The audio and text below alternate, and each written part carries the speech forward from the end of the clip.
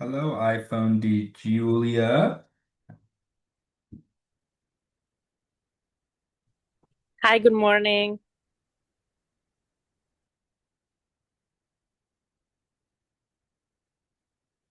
Uh-oh, I didn't hear anything. That means my sound's off. I saw you unmute. There it is. Try talking again. Sorry. Hi. Hello. Okay, perfect. Good morning. Good morning. How are you? Good, how about you? Good, thank you. Thanks for taking time out of your day today to hop on Be the Market Expert. It's Of already the first course. step for you to be the market expert. Yeah, thank you for doing this. Of course, of course. We're gonna wait probably another 2 minutes, 2 or 3 minutes, just for everyone else to hop on, or anyone else who wants to hop on. But then I'm just gonna go ahead and get started. So, Perfect.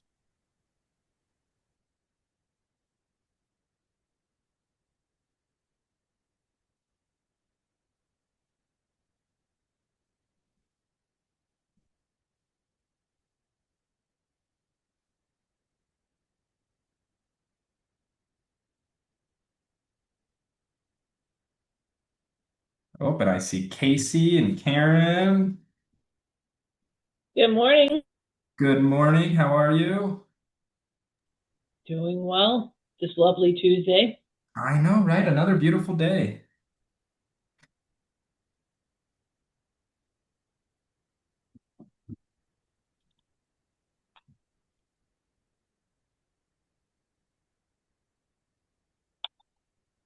Hello, Jessica. Hi, How are you? good. How are you? Good, thank you. Hello, Yvette. Hi, How are you? good. How are you? Good, thank you. Hi, Am I Lee. good? I'm sorry. Man, how you doing? Good, good. How are you? I'm good. Good. All right, guys, we're gonna wait probably one more minute and then we'll go ahead and get started.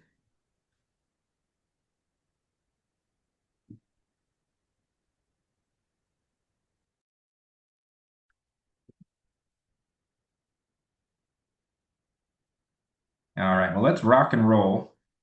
I know that was a little faster than 1 minute, but we're just gonna go ahead and get started, and then you should be able to see my screen here. Making sure you're following along. Awesome. All right. Well, welcome again to Be the Market Expert. All of you are already doing the first step in being that expert by hopping on this class. So I applaud you there. We're going to go ahead and get started today with the typical starting article that I always like to go to with our friend Logan. So this week's a little bit different from last week, but his title is Weekly Pending Home Sales Show Yearly Growth as Mortgage Rates Fall. So, I mean, in the grand scheme of things, kind of what we're looking at here is the weekly pending sales did rise from a year ago. Mortgage rates are also moving closer to about 6.25, but it does seem more of a rebound. And I'll get into that more as we talk about it. But let's go ahead and dive into weekly pending sales. So what we're seeing here with weekly pending sales is, like I said, they did rise to 73,241, which is up from the year previously. And if we look down at the graph here, we definitely are seeing that. So we did jump back up above the last year, which is good. With that being said, I would say, it's rebounded after a holiday impacted week that we experienced the previous week. Also, this data does reflect short-term fluctuations, like again with the Easter timing and everything. So just keep that in mind. I mean, as we usually do, we don't want to just take it as a, oh, this week change, that means we're good to go, blah, blah, blah. I mean, we gotta really look at the data over, week to week to week to week. And then year over year as well. So again, what we're kind of seeing here with the pending sales is that the growth is likely a seasonal rebound. Um, not obviously not purely rate driven because the rates haven't dramatically dropped by any means. We are seeing them closer to that 6.25, kind of what we like to see when we see the market start to pick up a little bit. Um, and then a good thing too to kind of, looking at this pending sales, it's a good forward looking indicator to kind of see what we can expect down the road. So again, we'll come back next week and look at this one as well, but the pending sales are an increase year over year, which is good. So as we get down to mortgage purchase application data, now again, this is solely, people who put in applications for a mortgage. Ideally, what we are kind of looking for is 12 to 14 weeks of positive week-to-week data. That's a good thing that we're looking for there.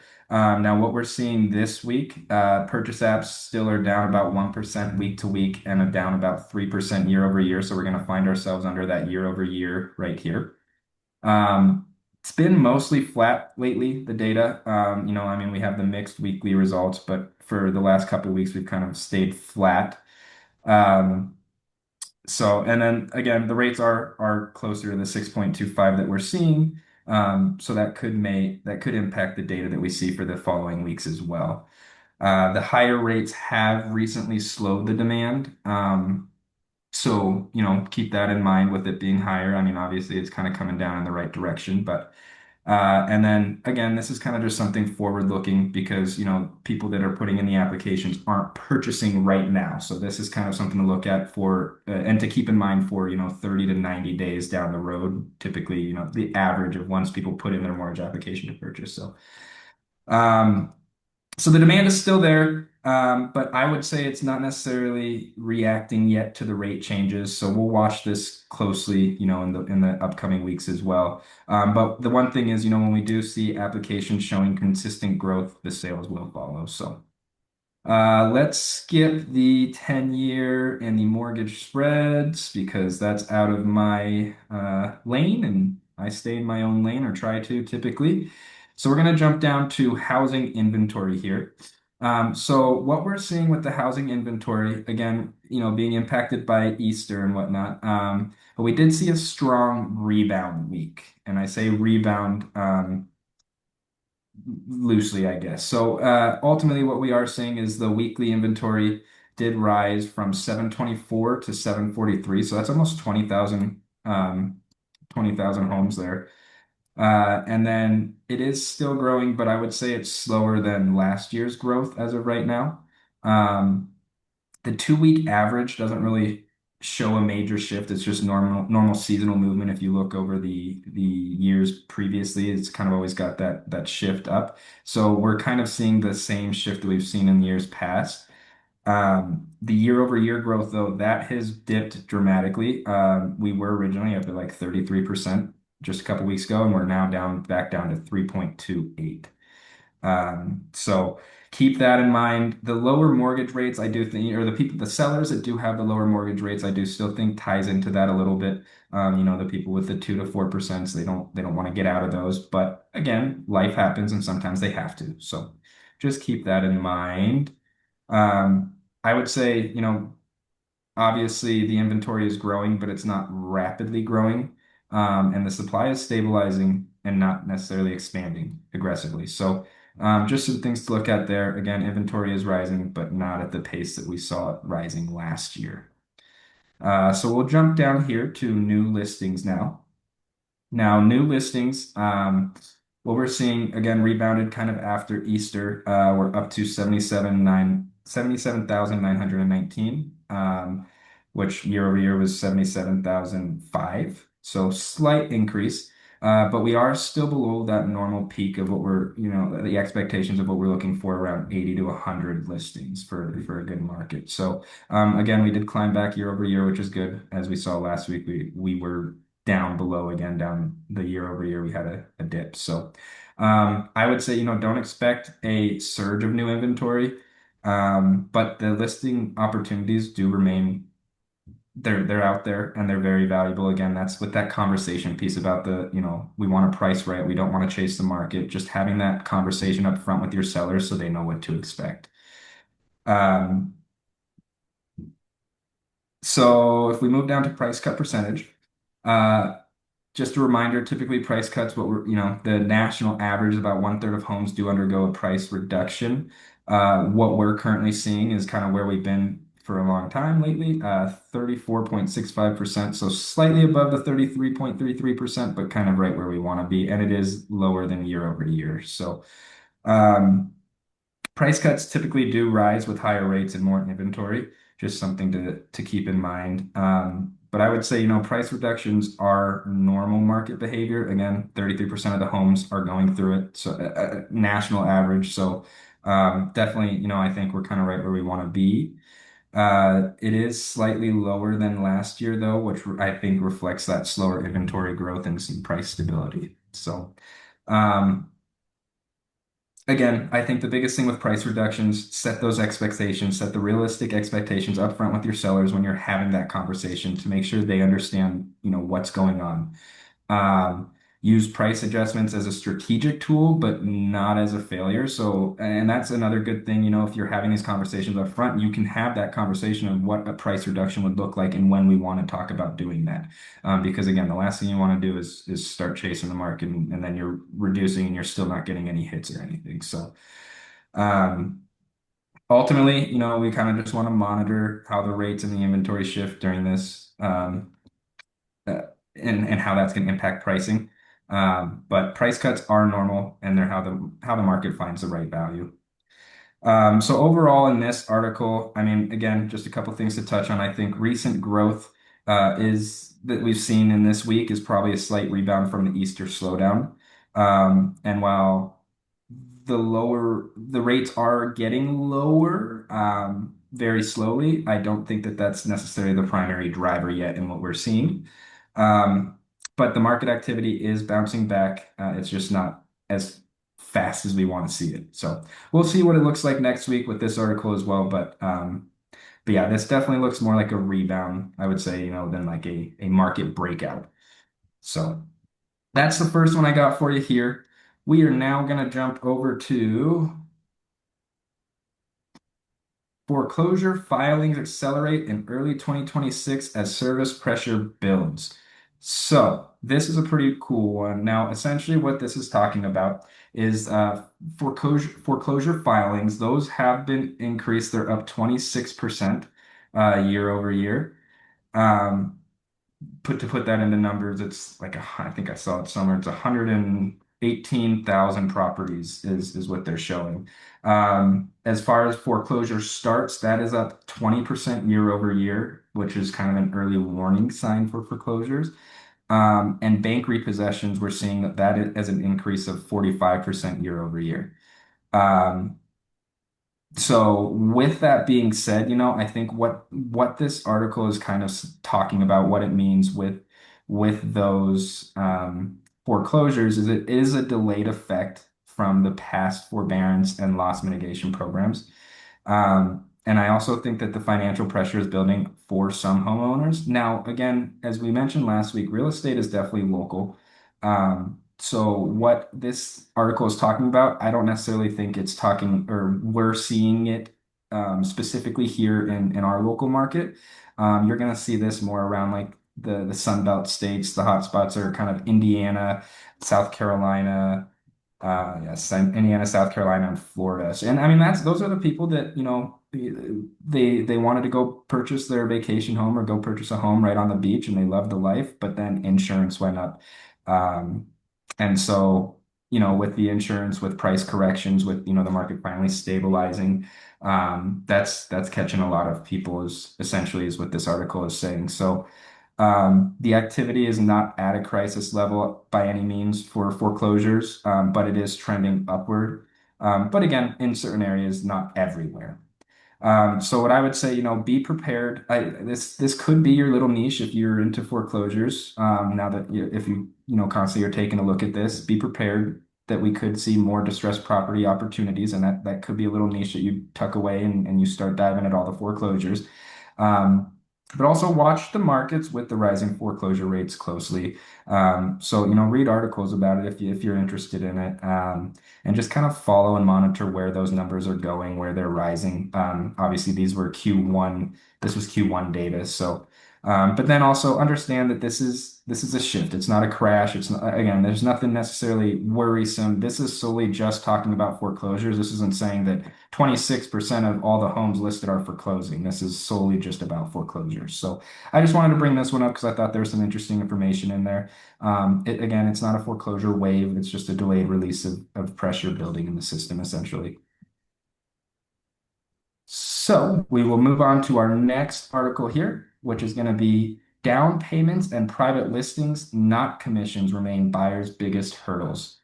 So what we're looking at here and what this article is essentially saying as we go through it is commissions have largely stayed the same despite the industry changes that we had recently. Um, Buyers are covering more fees sometimes, but the deals rarely are falling apart because of it. Usually there's some negotiating and people are able to work around it. I think that and this one actually does list that the biggest challenges that people are seeing or that buyers are facing is that saving for the down payment, which I'm sure we all have that buyer out there somewhere, finding the right home, and then the affordability and the out-of-pocket costs. So the rise of private and pocket listings does limit access to inventory as well. That's mentioned in here, pocket listings. Um, so they are seeing those more, but it does limit the access for the inventory. As far as what this kind of means, what we're seeing here, I mean, obviously the commissions are not the main barrier for buyers. You know, there's different ways to work around that. I would say the affordability and the limited inventory are really the real issues. And so we'll have to monitor that as the weeks go by. And then again, as far as the pocket listings, private listings, those can reduce your visibility and access limitations. So, you know, that's something just to keep in mind with pocket listings if you ever have a seller that's interested in it or, you know, wants to just be a private exclusive listing. Um, but again, the biggest mistake I don't think is the commission. It's just getting in the game, getting that down payment. And there's ways around that. There's ways, you know, talk to a lender, find out what programs they have to offer. Um, you know, there's lots of first time buyer down payment assistance. There's so many different programs out there. So lenders will have, you know, a whole library of things that they can talk and discuss with you about that. Um, all right, moving to this one now. The last two here are going to be kind of tied hand in hand, or one piggybacks off the other. But this first one is going to be baby boomers dominate housing, first time buyers hit record low. So essentially, what we are seeing here is baby boomers, which roughly ages like 60 to 78, are making up 42% of the buyers and are making up 55% of the sellers.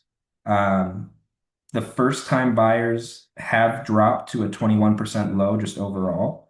Uh, so keeping that in mind, then the millennials have also made up about 26% of the buyers, which is down slightly from the 29%, while Gen X rose up slightly. And then Gen Z, they're entering the market slowly. In the next article, I'll kind of talk about it too, but they're doing it differently than what previous generations have seen. So again, this article, kind of what we're looking at, what we're talking about is that the market is dominated by the equity-rich homeowners, those baby boomers that have been already living in their homes, while first-time buyers are struggling to enter due to what we just said in the last article, but due to affordability and inventory. While the older buyers are leveraging their equity, the younger buyers do still face those barriers. Ultimately, I think there's opportunity on both ends of this. But I would say, you know, probably expect to see more activity from those sellers that are moving up to a bigger home or downsizing. Those ones are the ones that, you know, they realize they don't need all the room because all their kids are out of the house and now they need to buy a place down below and they have the equity to be able to make those changes and make those moves. First time buyers do need a lot of education, guidance, and creative solutions. And when I say creative solutions, again, I think that's a great opportunity. Reach out to our local lender, Mitch, at the office. If you have another lender too, reach out to them, whoever it might be, but they're going to have programs and awesome things to discuss with you um, and some creative financing options as well. Uh, Also understand the generational differences in motivation and buying power. Obviously, you know, a baby boomer is going to have different motivations, or most likely going to have different motivations than maybe a Gen Z first-time buyer. So just keep that in mind, the demographics of who you're trying to capture and whatnot. So as we jump down to my last article here. All right, so this one is Gen Z is carving a different path in the housing market by doing it alone. So what we're seeing here in this article is, and they use the National Association of Realtors 2026 Home Buyers and Sellers Generational Trends Report. But essentially, what we're seeing is 53% of Gen Z buyers are purchasing homes alone. So, like I said, the Gen Zs are, as first-time buyers, are doing a little differently. They're purchasing their homes alone, significantly higher than the previous generations at that age. Gen Z again does make up only about 4% of total buyers, according to this article. And first-time buyers again overall are at a record low of about 21%. Essentially, though, what this article, what it means, what we're talking about is the traditional path for most generations was, you get married, you go purchase your home, and then you have to start your family. And they're not seeing that. We're not seeing that with Gen Z anymore. Gen Z is just going out and they're buying their homes. They're prioritizing home ownership over their life milestones. So again, it's still a small share of the market, but it's changing how people are buying, at least in the previous generations that we've seen. They are using a lot of down payment assistance programs. About 14% of Gen Zs are using down payment assistance program. Um, and then they are also receiving help from friends and family as well. So they're getting gifts or funds or whatever it might be from their friends and family for closing, maybe for a down payment. So again, there's creative solutions through that as well. It's not just necessarily through the lender, but there's also ways to do it, through the family and friends of this client. Um, so they are taking non-traditional paths to afford entry, kind of just figuring it out. And again, they're doing it alone, not with their significant others if they even have one. So don't assume buyers are couples. There are more solo buyers entering the market. Again, be knowledgeable on your down payment assistance programs and creative financing options. Just having those in your back pocket is a great way to talk to first-time buyers because a lot of the time these first-time buyers don't even know what they can afford or don't even know that they might even be that close to where all they have to do is submit a mortgage application. It's more of a fear of them, and they just don't even know. They don't know what they don't know. So they do need guidance. These first-time buyers, Gen Z buyers, they do need guidance, but they are highly motivated. So with that being said, my next piece was going to be about mortgage, but I think I have help, hopefully here. Is Mitch on the call yet? I'm not seeing him.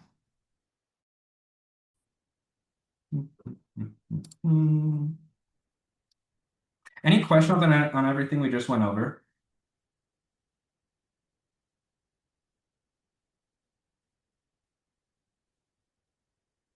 Okay.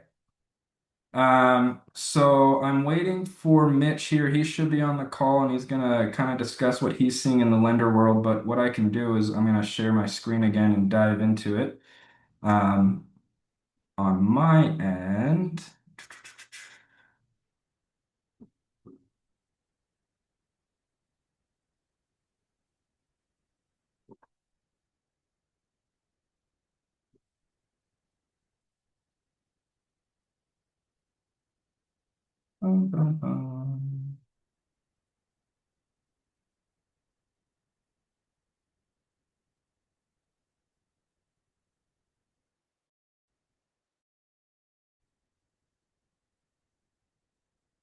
There it is. So if we go back to here, kind of seeing what rates have been doing week over week, because we did this last week and the week before. Once this loads, we're going to kind of be able to see where everything's going. Now, what we did see in the previous weeks was kind of very small waves. Um, oh, come on.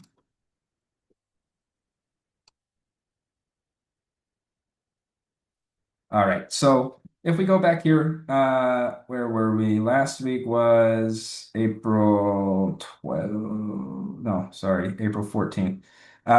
So we were at 6.431, or sorry, 6.255 for the conforming. As we move, we have dipped a little bit and then it started to slightly come back up, but 6.218 is where we are currently at. For the FHA, we are seeing that drop as well a little bit. Um, We are 6.014 for FHA. And if we go back to the 14th, we were at 6.073.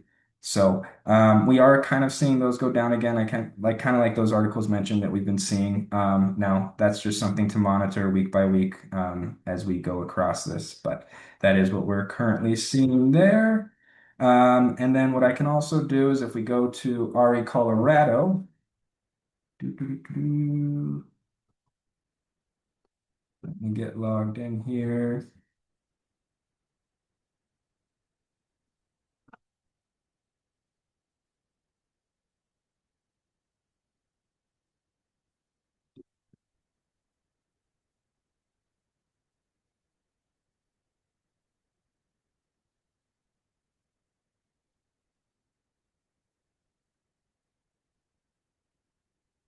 All right. So if we look at this from what we were seeing last week, so last week our new listings was at 1,835. This week we're at 1,596. So we are seeing that with a slight decrease. The coming soons last week was at 288. This week we're seeing them at obviously 262. So again, a slight decrease there. Back on markets, last week we did see a slight increase. I mean, it was like 6 homes was the total increase. Which was at 297. We're now at 295. So the back on market's kind of just been very consistent, right? Just under that 300 homes mark. Price increase. That one was at 128 last week. We're seeing that at 97, so we're not seeing as many price increases. Price decreases was 1,885, and we're at 1,853, so slightly less, but really right around the same. Pending. So we did discuss this earlier, but for a local perspective, what we're seeing with pendings is last week we were at 1,885, and or I'm sorry, last week for pending, we were at 1,444. And this week we're at 1,563. So we are, like, again, seeing more of those pendings. Now, whether or not that's because of the little bounce back from the holidays, or if that's something, a little note for us to keep in mind for down the road. And then closed, we were at 1,061 last week. We are at 1,131 this week. So there were more closed this week over last week. So, is Mitch out there yet? I still don't see him. All right. Well, that is kind of all I've got going on here. Was there any other questions from anyone out there?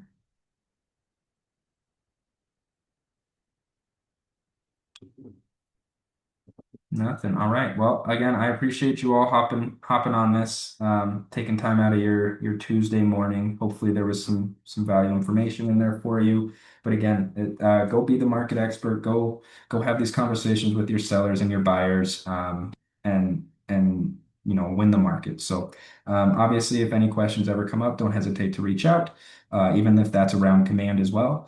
And then, other than that, you enjoy your beautiful Tuesday. Thanks, Chris. Thanks, Chris. See you guys later. Thank you. Thanks, Thank Chris. you.